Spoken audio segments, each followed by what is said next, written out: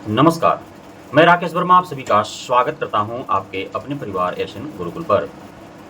यदि आप बिहार में शिक्षक बनना चाहते हैं या फिर बिहार में नियोजित शिक्षक हैं और राज्यकर्मी का दर्जा पाना चाहते हैं, तो आप सभी को इस वीडियो में जिन 5 खबरों से अवगत कराया जा रहा है, उसे जानना बेहद ही आवश्यक है। यदि आप इन 5 खबरों से वंचित रह जाते हैं, तो न तो आप शिक्षक बन पाएंगे और न ही आप नियोजित हैं तो राज्यकर्मी का दर्जा ही पा पाएंगे।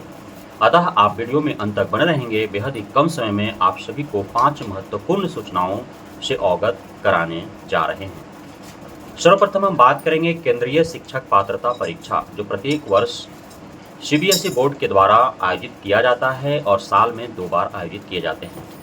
2024 का जो द्वितीय शिक्षक पात्रता परीक्षा है, केंद्रीय शिक्षक पात्रता परीक्षा के नाम से जिसे जाना जाता है, जिसे हम शॉर्ट में सीटेट कहते हैं, वह दिसंबर में आयोजित होने हैं।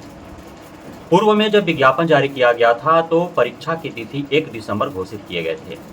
उसके बाद परीक्षा की तिथि में संशोधन हुआ और 15 दिसंबर कर दिया गया।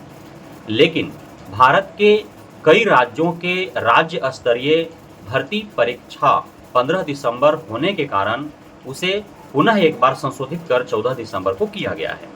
हालांकि यदि बिहार का हम बात करें तो बिहार के बीपीएससी के द्वारा जो सिविल सेवा की परीक्षा होती है, वह 13-14 दिसंबर को प्रस्तावित है, अनुमानित है। हालांकि अभी घोषणा नहीं हो पाई है, अनुमानित है। तो यदि 14 दिसंबर को सीटेट की परीक्षा घोषित हो जाती है तो फिर उसमें संशोधन हो सकते हैं। तो इस प्रकार अब फाइनली सीटेट दिसंबर वाली परीक्षा जो है वो 14 दिसंबर को होने जा रही है। उसी को लक्ष्य रखते हुए आप सभी इस बार दिसंबर में जो भी सीटेट परीक्षा में सम्मिलित होने जा रहे हैं, कक्षा प्रथम से 5वीं और 6ठी से 8वीं तक के लिए, वे सभी आप तैयारी करें। हालांकि यह भी सीटेट दिसंबर वाले के लिए घोषणा की गई है सीबीएसई के द्वारा कि वैसे शहर जहां पे 14 दिसंबर को नहीं यदि संपन्न हो पाता है तो 15 दिसंबर को हो सकते हैं। उसके बाद यदि बात करें हम एस्टेट का, तो जैसा कि बीएससीबी के द्वारा जो परीक्षा कैलेंडर जारी किया गया था, उसमें प्रत्येक वर्ष 2 बार एस्टेट आयोजित करने की घोषणाएं थी। हालांकि अब तक जो 2024 का एस्टेट प्रथम हुआ है, उसी का कोई अता पता नहीं है कि क्या कुछ हो रहे हैं उसमें प्रक्रियाएं। तो एस्टेट द्वितीय का तो बात ही कल्पना करना जो है वह दुर्लभ है, दुभर है। इसलिए कि एस्टेट द्वितीय परीक्षा सितंबर में आयोजित होने थे, सितंबर माह बीत चुके हैं, अक्टूबर माह भी आधा बीतने वाले हैं। अब तक जो है एस्टेट प्रथम का ही जब सारे प्रक्रियाओं का कोई अता पता नहीं है, तो एस्टेट द्वितीय के प्रक्रिया आरंभ होंगे और होंगे ही इस वर्ष, तो ऐसा कह पाना भी मुश्किल सा दिख रहा है। यदि हम बात करें डीएलएड का, तो डीएलएड 22-24 वाले जो थे उनका परीक्षा कई माह पूर्व ही हो चुके थे। वे परिणाम का इंतजार कर रहे थे, तो अब उनका इंतजार का घड़ी समाप्त हो चुका है। डीएलएड सेशन 22-24 का द्वितीय वर्ष का फाइनल एग्जाम का परिणाम घोषित हो चुका है। वे बीएससीबी के ऑफिशियल वेबसाइट पर जाकर के अपना रोल कोड, रोल नंबर डाल करके और परिणाम जो है वो डाउनलोड करके देख सकते हैं। वहीं डीएलएड यदि 23-25 की हम बात करें तो प्रथम वर्ष का जो परीक्षा हुआ उसका भी परिणाम घोषित किया जा चुका है। तो डीएलएड 22-24 का परिणाम इसलिए महत्वपूर्ण है क्योंकि टीआरई 3.0 जैसे ही सफलतापूर्वक पूर्णतः 100% संपन्न हो जाएंगे, उसके तुरंत बाद टीआरई 4.0 का प्रक्रिया आरंभ हो जाएगा, जिसमें 22-24 वाले सम्मिलित होंगे। इसलिए उनका परिणाम घोषित होना बेहद ही अनिवार्य था और उनकी परिणाम घोषित भी हो चुकी है।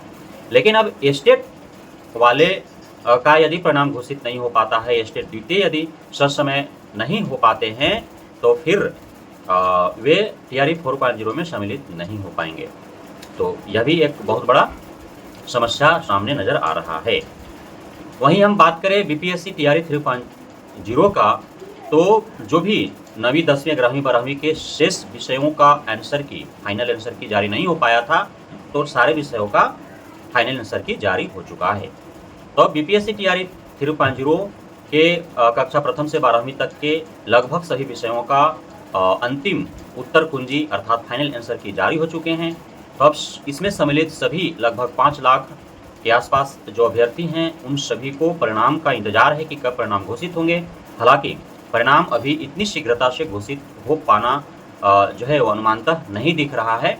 कब तक होंगे यह कह पाना मुश्किल है। वहीं यदि हम बात करें क्षमता परीक्षा फेज 2 का, तो आप सभी को ज्ञात है कि क्षमता परीक्षा फेज 1 की प्रक्रिया अभी प्रक्रियाधीन है। दूसरे दौर का काउंसलिंग कब से होंगे इसका शेड्यूल अभी जारी नहीं हो पाया है।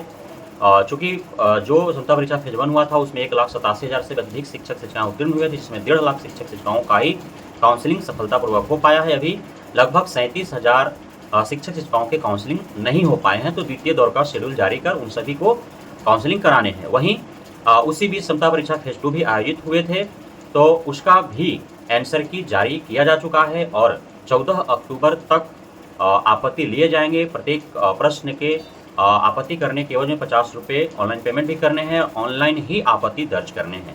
क्षमता परीक्षा फेज 2 में जो भी सम्मिलित हैं तो वो अपना जो है आंसर की से मिलान कर ले और बीएसईबी के द्वारा जो आंसर दिए गए हैं उसमें यदि कहीं दिक्कत लगता है तो उसके विरुद्ध वो आपत्ति कर सकते हैं। 50 रुपये पेमेंट करके ऑनलाइन ही आपत्ति लिया जाएगा, ऑनलाइन ही पेमेंट लिए जाएंगे। वहीं यदि शिक्षा जगत से अलग से बात करें तो बीएसएससी के द्वारा परिचारिका परीक्षा जो ली गई थी उसका भी आंसर की जारी कर दिया गया है। 18 अक्टूबर तक उसके विरुद्ध आपत्ति दर्ज किए जा सकते हैं। वह भी ऑनलाइन ही आपत्ति दर्ज करना, ऑनलाइन ही उसके विरुद्ध पेमेंट करना है। बहुत बहुत धन्यवाद आप सभी साथियों का हमारे साथ जुड़े रहने के लिए, बनाने के लिए, प्यार देने के लिए, भरोसा बनाए रखने के लिए।